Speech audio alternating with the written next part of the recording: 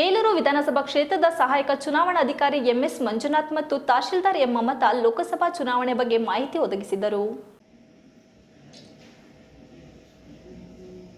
ಪಟ್ಟಣದ ವೈಡಿಡಿ ಪ್ರಥಮ ದರ್ಜೆ ಕಾಲೇಜಿನಲ್ಲಿ ಸುದ್ದಿಗಾರರೊಂದಿಗೆ ಮಾತನಾಡಿದ ಅವರು, ಮತದಾರರು ಯಾವುದೇ ಆಸೆ ಆಮಿಷಕ್ಕೆ ಒಳಗಾಗದೆ ನಿರ್ಭೀತಿಯಿಂದ ಮತಗಟ್ಟೆಗೆ ಬಂದು ಮತವನ್ನು ಚಲಾಯಿಸಿ ತಮ್ಮ ಹಕ್ಕು ಮತ್ತು ಕರ್ತವ್ಯವನ್ನು ನಿಭಾಯಿಸಬೇಕು ಎಂದ ಅವರು, ಶುಕ್ರವಾರ ನಡೆಯಲಿರುವ ಲೋಕಸಭಾ ಚುನಾವಣೆ ಹಿನ್ನೆಲೆಯಲ್ಲಿ ಇವಿಎಂ ಹಾಗೂ ವಿವಿ ಫ್ಲಾಟ್ಗಳ ಜೊತೆ ಸಿಬ್ಬಂದಿಗಳು ಮತಗಟ್ಟೆಗೆ ತೆರಳಲು ನಡೆಯುತ್ತಿರುವ ಸಿದ್ಧತಾ ಕಾರ್ಯಗಳನ್ನು ಪರಿಶೀಲನೆ ನಡೆಸುತ್ತಿದ್ದು, ಬೇಲೂರು ಕ್ಷೇತ್ರದ ವ್ಯಾಪ್ತಿಯ ಲೋಕಸಭಾ ಚುನಾವಣೆ ಶಾಂತಿ ಮತ್ತು ಸುಗಮವಾಗಿ ನಡೆಸಲು ಸಕಲ ಸಿದ್ಧತೆಗಳನ್ನು ಮಾಡಿಕೊಳ್ಳಲಾಗುತ್ತಿದೆ.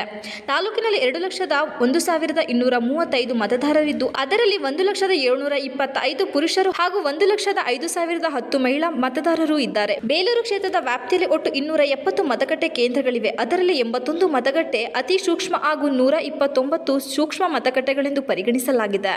ತಾಲೂಕಿನ ಮತಗಟ್ಟೆ ಕೇಂದ್ರಗಳಿಗೆ 1,304 ಸಿಬ್ಬಂದಿಗಳು, 17 ಮೈಕ್ರೋ ಆಫೀಸರ್ಸ್ಗಳು ಹಾಗೂ ತಾಲೂಕು ಆಡಳಿತ ನೌಕರರು ತೆರಳಿದ್ದಾರೆ.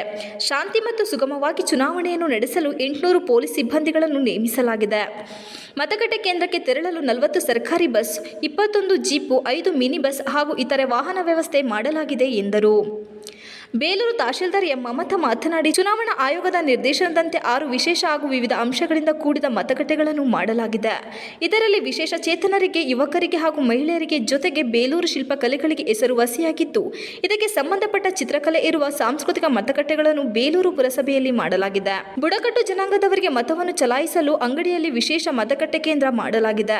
ಬೇಲೂರು ವಿಧಾನಸಭಾ ಕ್ಷೇತ್ರದಲ್ಲಿ ಈ ಬಾರಿ 3,481 ಯುವ ಮತದಾರರು ಮೊದಲ ಬಾರಿಗೆ ಮತದಾನ ಮಾಡಲಿದ್ದಾರೆ ಎಂದ ಅವರು, ಜಿಲ್ಲಾಧಿಕಾರಿಗಳ ಆದೇಶದಂತೆ ಪ್ರತಿ ಮತಗಟ್ಟೆ ಕೇಂದ್ರಗಳಲ್ಲಿ ಸಿಬ್ಬಂದಿಗಳಿಗೆ ಉಪಹಾರ ಹಾಗೂ ಭೋಜನದ ವ್ಯವಸ್ಥೆ ಜೊತೆಗೆ ಮೂಲಭೂತ ಸೌಕರ್ಯವನ್ನು ಒದಗಿಸಲಾಗಿದೆ. ತಾಲೂಕಿನ ಮತದಾರರು ಆಸೆ ಆಮಿಷಕ್ಕೆ ಒಳಗಾಗದೆ ನಿರ್ಭೀತಿಯಿಂದ ಮತಗಟ್ಟೆ ಕೇಂದ್ರಕ್ಕೆ ಬಂದು ತಮ್ಮ ಹಕ್ಕನ್ನು ಚಲಾಯಿಸಬೇಕು ಎಂದು ಈ ಸಂದರ್ಭದಲ್ಲಿ ಮನವಿ ಮಾಡಿದರು. ಈ ಸಂದರ್ಭದಲ್ಲಿ ಕ್ಷೇತ್ರ ಶಿಕ್ಷಣಾಧಿಕಾರಿ ಕೆಪಿ ನಾರಾಯಣ ಹಾಜರಿದ್ದರು.